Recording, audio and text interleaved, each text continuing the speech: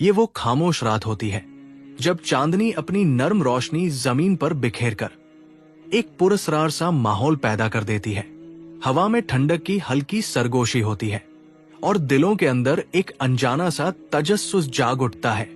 हर चीज मामूली सी लगती है, मगर क्या आपको मालूम है कि इसी रात आसमान पर कुछ बेहद खास लिखा जा रहा होता है।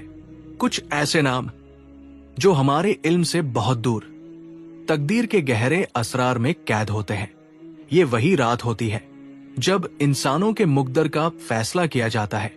लेकिन ये फैसला कैसे होता है? कौन से अमाल, कौन से फैसले और किसकी तकदीर बदलने वाली होती है? शब-ए बरात वो मुक़द्दस वक्त है जब अल्लाह ताला अपनी बेहिसाब रहमतों के साथ अपने बंदों की तकदीर पर नजर फरमाते हैं। इस रात एक खास अमल होता है जिसे तकदीर का फैसला कहा जाता है।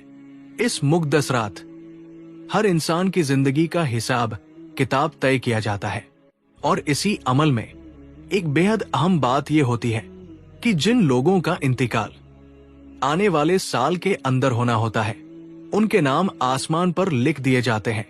ये वो अफराद होते हैं जो अगले 15 शाबान तक दुनिया से रुखसत होने वाले होते हैं। अल्लाह की तरफ से एक फहरिस्त तैयार की जाती है जिसमें उन लोगों के नाम दर्ज होते हैं जो इस साल दुनिया छोड़ेंगे।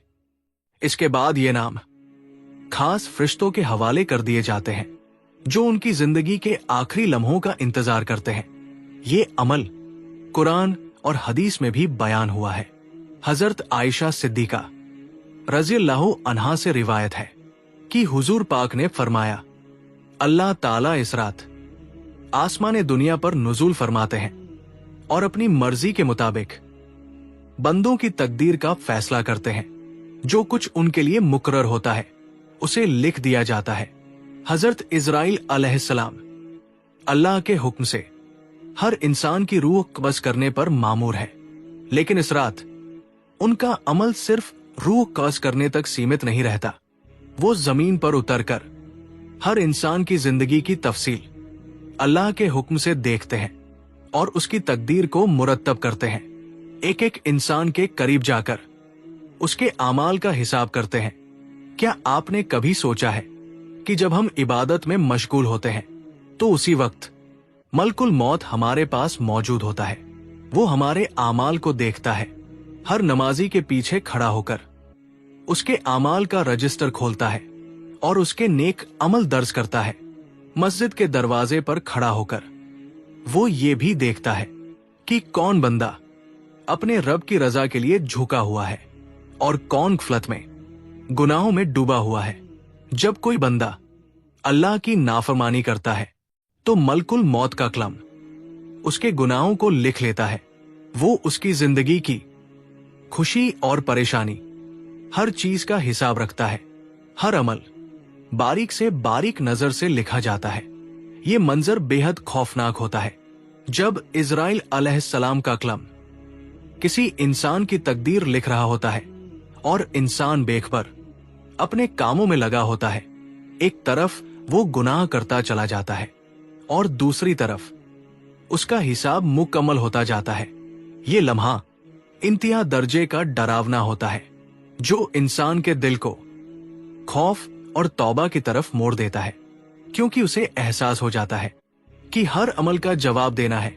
शब-ए बरात की रात वो घड़ी होती है जब तकदीर के फैसले होते हैं और इसी रात वो रूहें जो इस दुनिया से जा चुकी होती है अपने चाहने वालों के घरों में आती है। ये वही रूहें होती हैं जिन्हें हमने कभी अपने बीच देखा था, जिनके जिस्म अब मिट्टी में मिल चुके होते हैं, लेकिन उनकी रूहें अब भी अपने अजीजों के आसपास होती है। वो खामोशी से अपने घरों में दाखिल होकर अपने चाहने वालों को देखती है। ऐसा लगता है जैसे वो अब भी वहीं मौजूद हो, मगर किसी और जहान से। उन रूहों के दिल में एक सवाल गूंजता रहता है, क्या मेरे अपने मुझे याद कर रहे हैं? क्या वो मेरी मगफिरत के लिए दुआ कर रहे हैं? जब किसी घर में दुआ की सिसकती आवाज उठती है या कोई अल्लाह से माफी मांगता है तो वो रूह सुकून महसूस करती है। वो देखती है कि कितने दिल आज भी उनके लिए दुआगो हैं। उन रूहों का रिश्ता अपने चाहने वालों से कभी टूटता नहीं।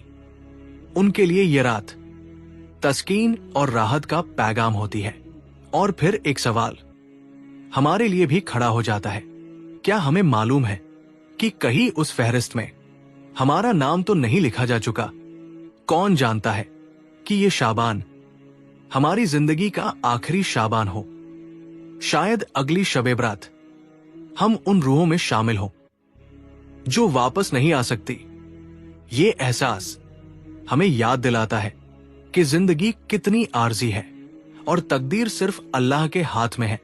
इसीलिए शबे बरात अल्लाह की रहमत पाने का एक सुनहरा मौका है। इस रात तौबा, दुआ और इस्तिगफार सबसे अहम अमल है, ताकि फैसले लिखे जाने से पहले हम अपने गुनाह माफ करवा सकें। अल्लाह ताला हमें समझ और नेक आमाल की तौफीक अता फरमाए।